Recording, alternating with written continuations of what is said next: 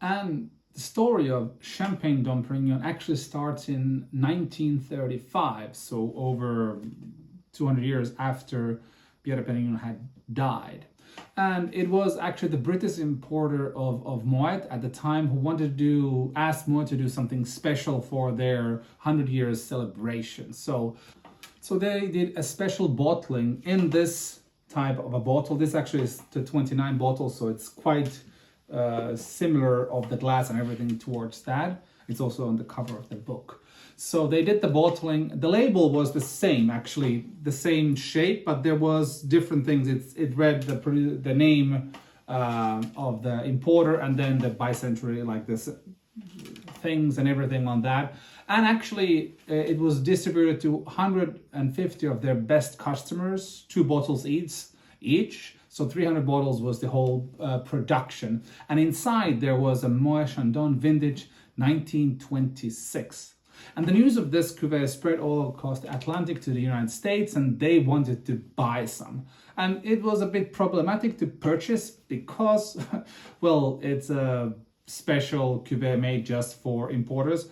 And then it became a great idea of Robert Jean de Vogue. I hope I pronounced it correctly. He got the idea to name the cuvée Dom Pérignon because Moet Chandon had the brand in a marriage with Mercier as a gift, because Mercier used to own the trademark.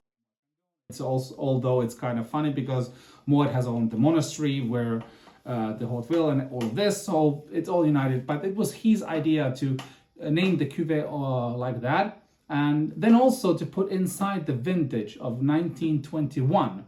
And at this time, Dom Pérignon was the same as a Moet vintage, so they had no difference. Just the bottle was different.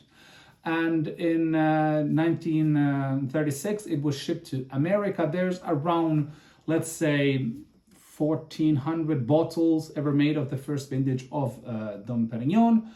And yeah, so that's how it kind of got started. And it's actually intriguing because when people tasted it, they had this sense of tasting an older champagne. So the age was also a factor. I think it was a delicious, delicious cuvée at the time. I wish I would be alive at those times to taste and drink it. And of course, they also at that time did the label and put it there, the Dom Pérignon label, which has been pretty much the same, just little details have been changing throughout the decades of stuff. And the bottle shape, everything is the same from the beginning, which I like. If you have something good, don't destroy it.